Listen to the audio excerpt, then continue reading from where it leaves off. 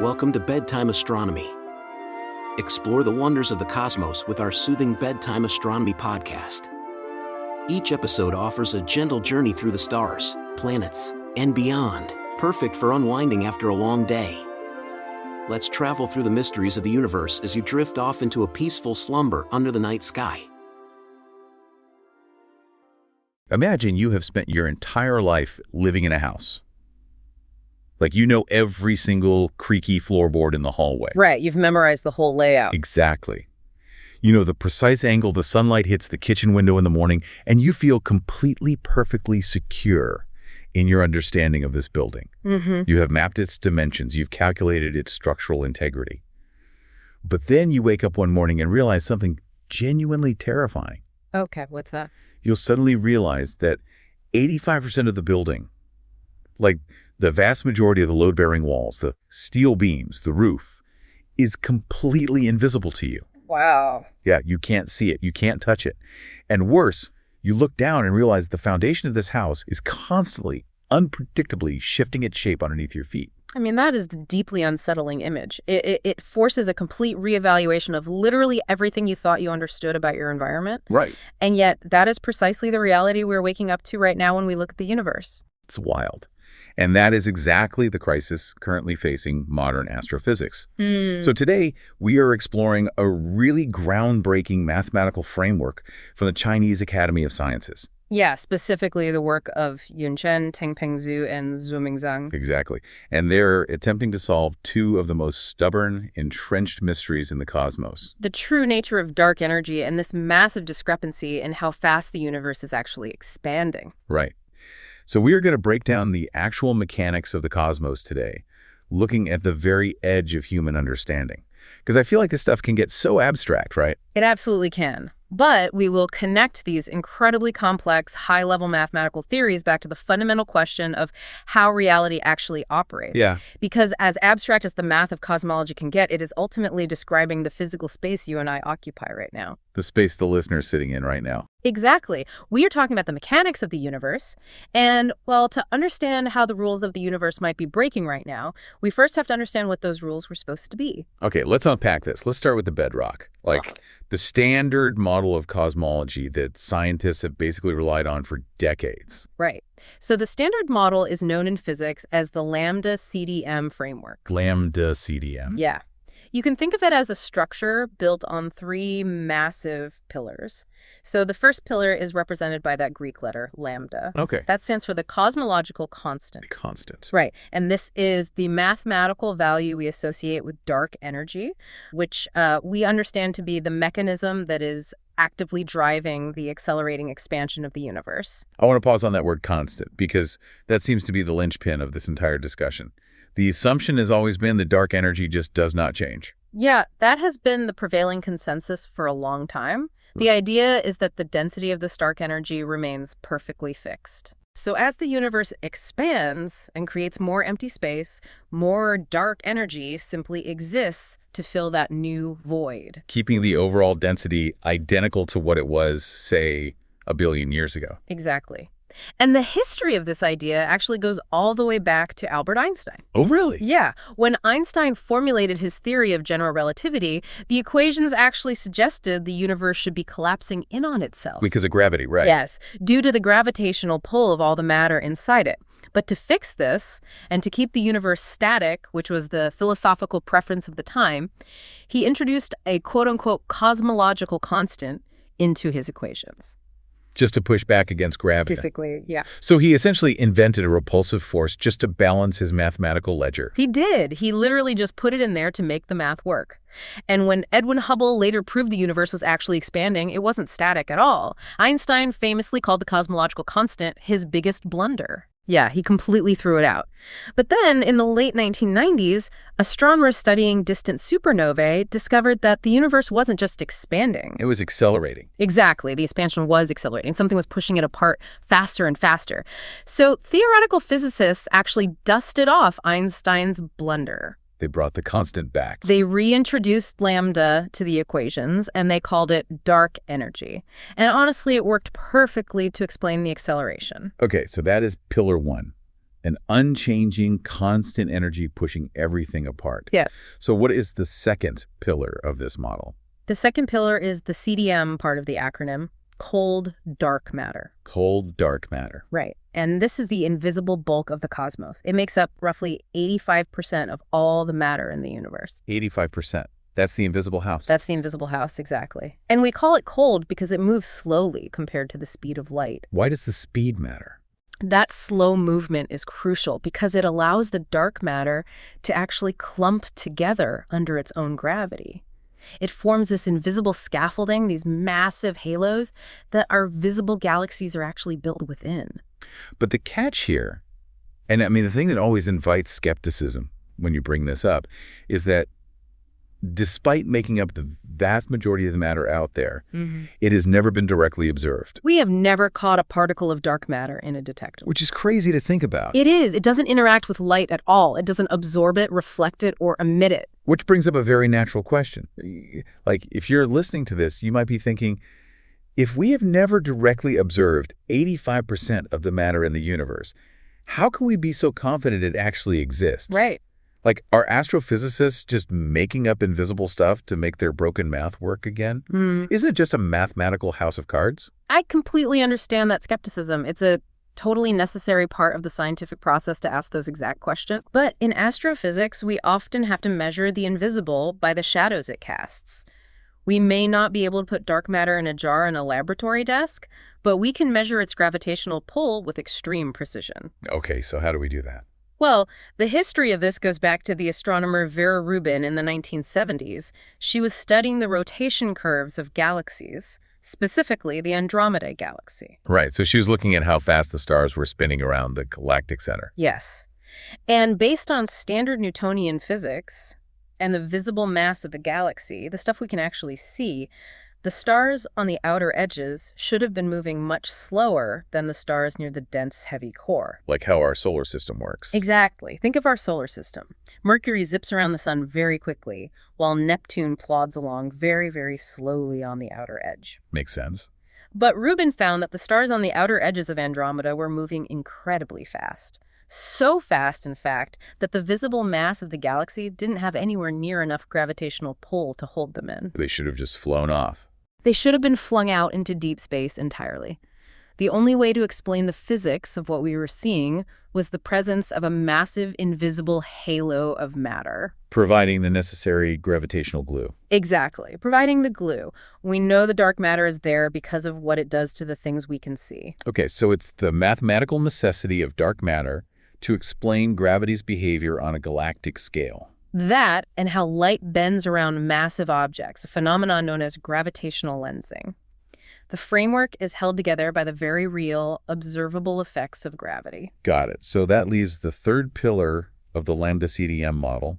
We have dark energy, dark matter. And the third pillar is ordinary matter. This is the baryonic matter. The stuff we know. The stars, the planets, the dust, the microphone you're speaking into right now, everything we can actually see, touch, and detect through the electromagnetic spectrum. Which is how much of the universe? It accounts for a tiny, almost negligible fraction of the universe's total composition, roughly 5%. 5%. So those three pillars. A constant dark energy pushing outward, invisible dark matter pulling inward, and a tiny sprinkle of ordinary matter make up the standard model. Yes. And this has been the gold standard because mathematically it predicts the observable universe with astonishing accuracy. It is incredibly robust. When we look at the distribution of galaxies across billions of light years, the model predicts that clustering perfectly. It has withstood intense scientific scrutiny for decades. It's elegant, it is relatively simple, and it has successfully explained almost every major astronomical observation we have thrown at it. Until right now. Until right now. Because we are looking at this new analysis of observations from the Dark Energy Spectroscopic Instrument, or DAAI. And this data is fundamentally undermining that first pillar, the cosmological constant. Yes, it is. It's suggesting that dark energy might not be a fixed, unchanging value at all. Right. So DSI is this incredibly powerful instrument mounted on a telescope in Arizona. It is designed to map millions of galaxies and quasars to trace the expansion history of the universe with unprecedented three-dimensional precision. Like the highest resolution map we've got. Exactly. And the data coming back is whispering something revolutionary. It is hinting that the density of dark energy might be changing over time. It might be evolving. Okay, to put this in perspective, this sounds like relying on a trusted, generations-old family recipe, but suddenly the cake keeps exploding in the oven. That's a great way to put it. Or, to use a driving analogy, we thought we were driving a car on an endless, perfectly flat highway with the cruise control set. Right. The cruise control represents the cosmological constant, Yeah. a steady, unchanging acceleration. But the DSI data is showing us that maybe a ghost is actually in the passenger seat, pressing its foot down harder and harder on the gas pedal, and then maybe letting off slightly. The acceleration is dynamic. It is changing. That captures the mechanical implication perfectly. If dark energy is not a constant, it is a genuine structural tremor in this foundational framework. The house is shaking. The house is shaking violently. It means a core assumption we've held since the late 90s, and essentially since Einstein, might be fundamentally flawed. We are not just tweaking the margins of the model here. We are questioning the core engine of cosmic expansion itself. Exactly. But the thing is, this DSI data challenging dark energy isn't an isolated problem, is it? It connects directly to an even older, more deeply rooted headache in astrophysics regarding the speed limit of the universe itself. Yes, it walks us right into the Hubble tension. Hubble tension. I love talking about this because it's such a stubborn mystery. Let's set the stage with Hubble's law. Okay. Back in the 1920s, Edwin Hubble realizes the universe is expanding, and he establishes this beautifully simple linear relationship. The farther away a galaxy is from the Milky Way, the faster it is flying away from us. If you imagine a balloon covered in dots, as you inflate the balloon, the rubber stretches. Every dot moves away from every other dot, and the dots that are farthest apart have more stretching rubber between them, so they appear to move away from each other the fastest. That's the classic analogy, and it works perfectly. The rate of that expansion, the speed at which that balloon is inflating today, is known as the Hubble constant.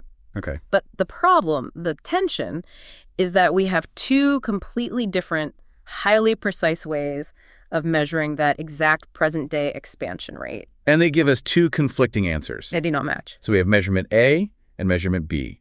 Let's break down the mechanics of measurement A first, which relies on looking at the very early universe. Right. So measurement A utilizes the cosmic microwave background, or the CMB. This is the relic radiation, basically the afterglow, from just 380,000 years after the Big Bang. Which, in cosmic terms, is like right after the universe was born. Yeah. It's a baby picture. Before that moment, the universe was a hot, dense soup of plasma. Just protons, electrons, and photons all smashing into each other constantly. So light couldn't travel freely. No, it was constantly scattering off the electrons. But as the universe expanded, it cooled. And eventually, it cooled enough for the electrons to bind to the protons, forming the very first neutral hydrogen atoms. Okay, and this event has a name, right? Yes, it's called recombination. And suddenly, once that happened, the photons were free to travel across the universe completely unimpeded. And we can actually still see those exact photons today. We can. Over billions of years, the expansion of the universe has stretched those original high-energy photons down into the microwave spectrum. So when we map this radiation today, We see tiny, microscopic fluctuations in temperature across the sky. These temperature differences correspond to regions of slightly higher or lower density in that original primordial plasma. okay, so how does that give us the expansion rate today? By looking at these fluctuations and running them through the equations of our standard lambda CDM model, we can predict exactly what the expansion rate of the universe should be right now.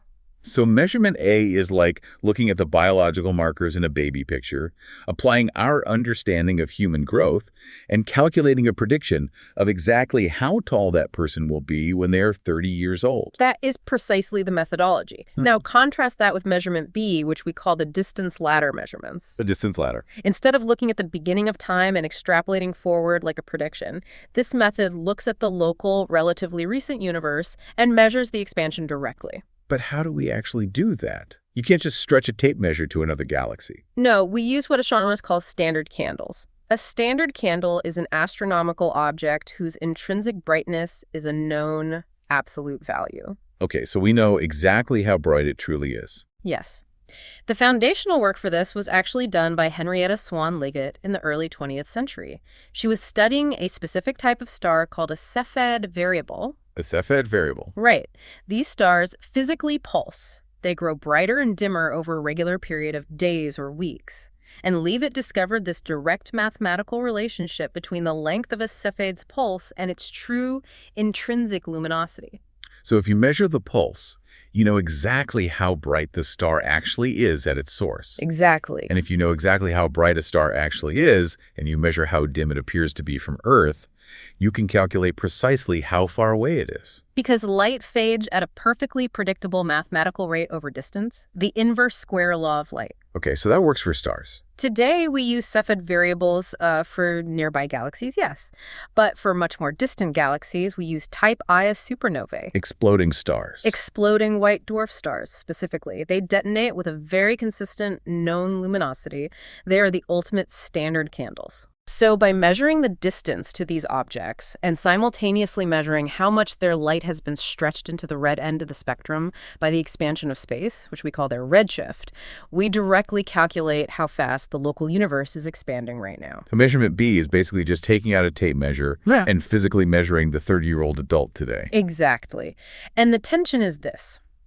The prediction from the early universe, the baby picture, gives us a significantly slower expansion rate than the direct measurements of the local universe, the tape measure. How big is the difference? We are talking about roughly 67 kilometers per second per megaparsec from the early universe versus about 73 from the local universe. That's a massive gap. It's like having two incredibly expensive, hyper-accurate speedometers in your car. Right. One is hooked up to the engine, analyzing the fuel injection at the start of your road trip to calculate your average speed. The other is hooked up to the tires, physically measuring the rotation at the end of the trip. But they're giving you entirely different average speeds for the exact same journey. This raises an important question, right? Yeah, I mean, is it possible one of these speedometers is just fundamentally broken? Yeah. Or is the road itself stretching while we drive? Could we just be misinterpreting the data? Cosmologists have absolutely agonized over that possibility for years. The assumption was that there had to be some hidden systematic error. Like someone carried a 1 in the math. Or perhaps we were miscalibrating our standard candles somehow, or our instruments reading the CMB had a flaw. But observational technology has advanced so dramatically. The instruments are incredibly precise now. So it's not a mistake. The error bars on both measurements, the margins of error, have shrunk so significantly that they no longer overlap at all. The numbers are too precise to be a mistake. We simply can't blame the tools anymore. The tool's working perfectly. They are, which leaves us with a much more profound alternative. The universe itself is behaving in a way our standard model simply does not account for. The road itself is stretching while we drive, and the rules of that stretching are changing. Exactly. The Hubble tension is a screaming alarm bell that our fundamental understanding of physics, specifically regarding dark energy and cosmic expansion, is flawed. Which brings us back to the core of this new research from Yun Chen and his team. With the standard model shaking and this Hubble tension refusing to budge, they realized that looking at all the data at once was actually creating a tangled mess. It was creating a mathematical traffic jam. Right. They needed a new way to untangle the history of the cosmos. So when researchers are confronted with conflicting data sets, the instinct is often to just combine everything, hoping the sheer volume of data will smooth out the anomalies and reveal some average truth. Just throw it all in a blender. But Chen, along with Tengpeng Xu and Zhuoming Zhang, built a unified mathematical framework to investigate both the dark energy mystery and the Hubble tension simultaneously. And their key innovation was methodological. They didn't use the blender. They decided to stop mashing all the observational data together.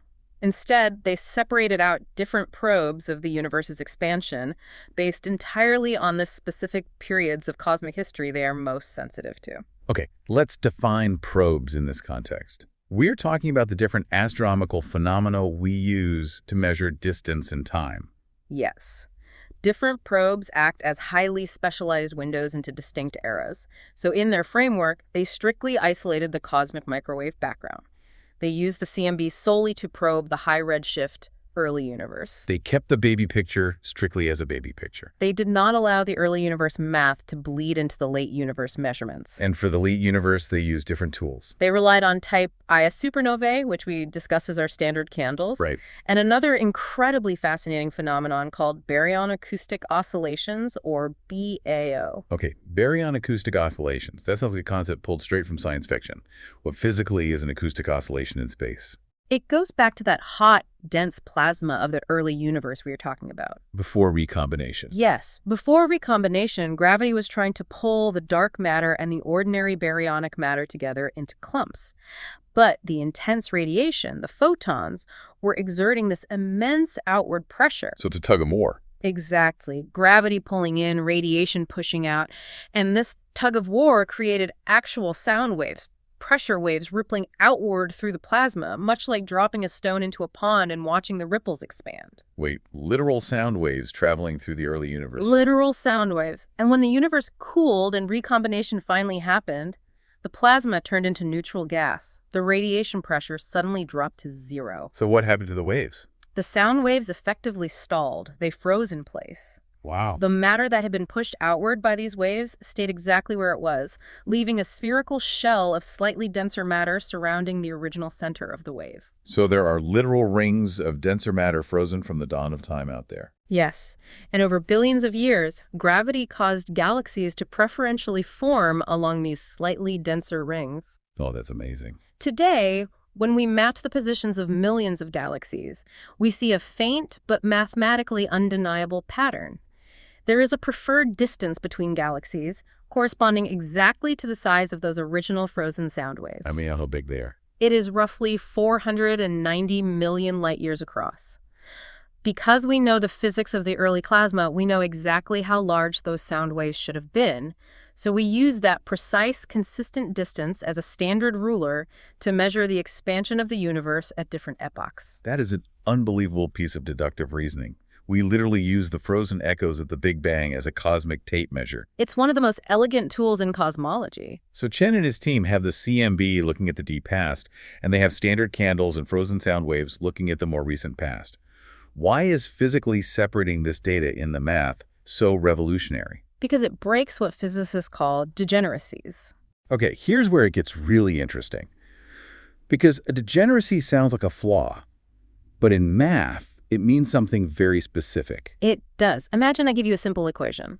A multiplied by B equals 24. Without more information, you don't know the specific value of A or B. It could be 6 and 4, or 8 and 3, or 12 and 2. Exactly. That is a degeneracy. Multiple different combinations of parameters yield the exact same observable result. In cosmology, when you try to fit all the data across all of time into a single model, you end up with overlapping data points that confuse the equations. Everything gets tangled. A change in the amount of dark matter in your model might be perfectly offset by a change in the expansion rate, making it literally impossible to tell which underlying physical reality is actually true. So by decoupling the probes and letting each probe independently make predictions only for its best-suited time period, the researchers are basically untangling the math. They're saying, let's isolate variable A in the early universe and isolate variable B in the late universe so they stop contaminating each other. That is precisely the mechanism. If you were trying to understand a person's entire life story, you wouldn't use their kindergarten report card to predict their 401k retirement plan. Right, you have to use different metrics for different stages of life. The metrics you use to evaluate a 5-year-old are totally useless for evaluating a 50-year-old. If you averaged the report card with their tax return, you would generate a completely nonsensical data set. It wouldn't mean anything. The physics dominating the early universe are incredibly different from the physics dominating the late universe. This multi-probe strategy allows us to see not just what the universe is doing, but identify precisely which theoretical models are preferred by the data during specific cosmic epochs. So they built this brilliant new historical sorting machine, and they ran 5 different dark energy models alongside our standard lambda CDM model through it. What did this new lens actually reveal? The analysis yielded 4 groundbreaking results, and each one paints a complex, fascinating picture of our current astrophysical reality. Okay, let's debate and explore these one by one. Let's start with the first finding. The tension remains. Yes, Despite this new, highly sophisticated separation of data, the Hubble tension, that massive discrepancy between the early universe expansion rate and the late universe expansion rate, did not disappear. It's still there across all 5 models. Across all of them. It is a persistent, undeniable challenge. So changing the mathematical lens, fixing the degeneracies, didn't miraculously cure the headache. It did not, which leads directly to the second revelation. No. No clear victor emerged among the alternative models. None of them. None of them. No alternative model currently holds a significant statistical advantage over the standard lambda CDM model, no matter how the data sets are carefully decoupled and combined. Wait, so if the tension remains and no new model clearly beats the old model, doesn't that suggest we are exactly where we started? Did the study fail? It might seem that way on the surface, yes, but it actually tells us something profoundly important about the limits of our current knowledge. It demonstrates that our current observational data, while incredibly precise, just isn't sufficient yet to definitively dethrone the standard model. The old model is just too stubborn. The mathematical architecture of lambda CDM is so robust, so incredibly good at predicting the broad strokes of the universe, that minor theoretical tweaks aren't enough to replace it. We are missing a massive piece of the puzzle entirely. The root of the problem likely lies in a deep, fundamental flaw in our core understanding of physics that none of these 5 alternative models has properly addressed yet. We're not looking for a minor adjustment. No, we are likely looking for a completely new physical mechanism. Which perfectly sets up the third revelation, and this is the big one. They found compelling evidence that the properties of dark energy have evolved since the early universe. Yes, this is the paradigm shift. Because if dark energy is evolving, the cosmological constant, the lambda CDM, has to be completely discarded. A constant, by definition, cannot evolve. Exactly. When running the data through this decoupled framework, the math strongly preferred models where dark energy is dynamic, and the implications of that are absolutely staggering. Tell me why. If dark energy is getting stronger or weaker or changing its fundamental behavior over cosmic time, it completely destroys the mathematical foundation of a static vacuum energy. So what replaces it?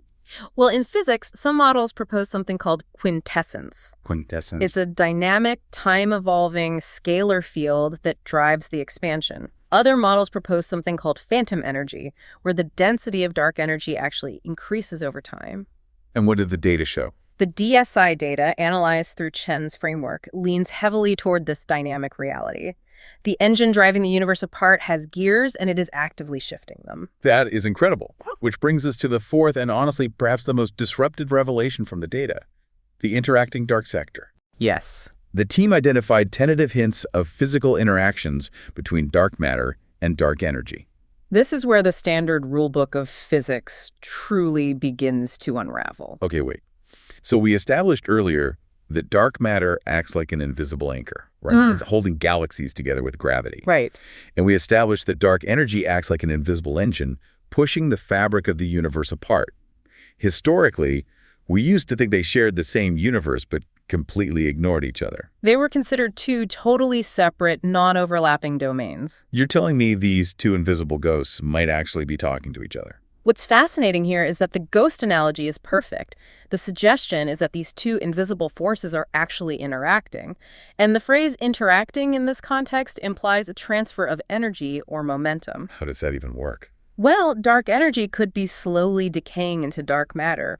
Or conversely, dark matter could be decaying into dark energy. The anchor and the engine might not be separate systems at all. They might be part of the exact same machine. Part of the exact same complex thermodynamic mechanism. This is so controversial and exciting because it suggests a dynamic, breathing universe. Rather than just a cold, static set of equations slowly winding down in isolation. Exactly. It's functioning almost like a biological ecosystem, with forces constantly reacting to and feeding off one another. If the dark sector is interacting, our current cosmological models are vastly oversimplified. We've been trying to model an ecosystem as if it were a simple pendulum. Exactly. The math required to balance an interacting dark sector is exponentially more complicated than a simple cosmological constant. Wow, okay, so we have basically shattered the illusion of the static universe here. The standard model has deep structural cracks, dark energy is likely evolving, and these massive invisible forces might actually be transferring a momentum between each other. Yeah. But as the second revelation showed us, We don't have a clear victor to replace lambda CDM yet. So what does this all mean? How do we get there? Are we basically sitting in the dark waiting for a bigger, more expensive telescope to be built? Or are we waiting for a new Albert Einstein to rewrite the math? It's a great question. The conclusions clearly challenge the lambda CDM model in its current form, but they also provide a clear roadmap for the future of astronomy. Yun Chen and his team explicitly lay out two necessary pathways. Okay, what's the first one? The first pathway involves theoretical reconstruction, developing a completely new framework specifically for testing dark energy. So we need new math. We need new math. Cosmologists can no longer rely on models that assume a constant vacuum energy as a default baseline. The theoretical scaffolding has to be built from the ground up to accommodate continuous change over billions of years. And what's the second pathway? A highly focused, dedicated observational search for these newly hinted interactions between dark matter and dark energy. So looking for the ghost talking. Exactly. We need to actively look for specific mathematical signatures in the cosmic microwave background and in the large-scale clustering of galaxies that would prove unequivocally that energy is moving between the two dark components. Which is holding us back more right now, the tools or the theory? It is an intricate, continuous dance between the two. You cannot have a paradigm shift without both operating in tandem. The theoretical leaps, like the decoupled mathematical framework we've discussed today, are absolutely essential because they tell the observational astronomers where to point the telescopes. They provide the map. Right. If theorists didn't mathematically suspect the dark sector was interacting, engineers wouldn't design an instrument calibrated to look for the specific signature of that interaction. The theory tells you what frequency to tune the radio to. Yes. And conversely, to actually prove any of this, we desperately need a new generation of multi-probe surveys. Telescopes and instruments that are far more powerful than DCI are coming online right now. We are talking about space observatories like the Euclid mission and the upcoming Nancy Grace Roman Space Telescope. These instruments are capable of looking much deeper into the past, mapping a vastly larger volume of the universe, and measuring the distribution of galaxies with a level of precision that was unimaginable a decade ago. So they will give the theorists the raw data they need. Exactly. A theory is just a mathematical fantasy until it is validated by observation. As Yun Chen emphasized, only through combined, rigorous efforts across multiple disciplines of astronomy can we hope to ultimately explain the mechanism driving cosmic acceleration. It operates like a grand relay race. The theorists hypothesize a new model and pass the baton to the engineers.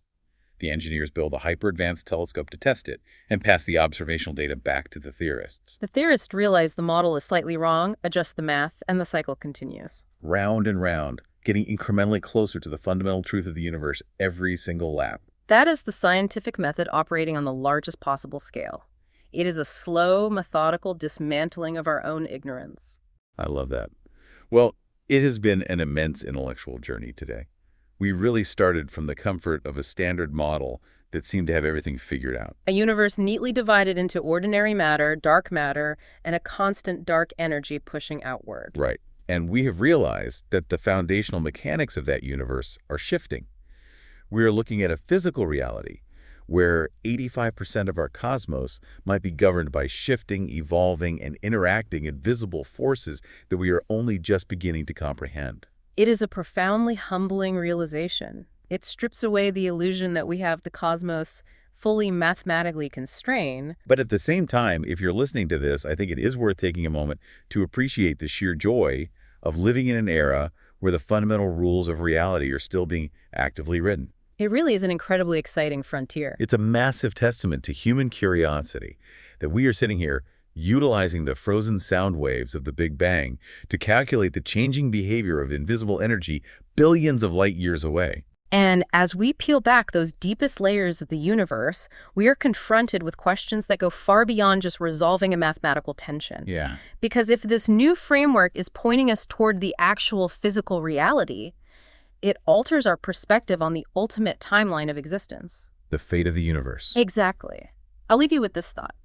If dark energy isn't a constant, but is actually evolving over cosmic time, and if it's actively interacting with dark matter, transferring momentum, what does that mean for the ultimate fate of our universe? The long-term prognosis changes completely. It does. For a long time, the baseline assumption was a scenario called the Big Freeze, A constant, steady expansion driven by the cosmological constant that eventually results in a universe that just gets colder, darker, and more isolated forever. They'll fade out. But if the engine pushing the cosmos apart is dynamic, changing its behavior, the possibilities multiply.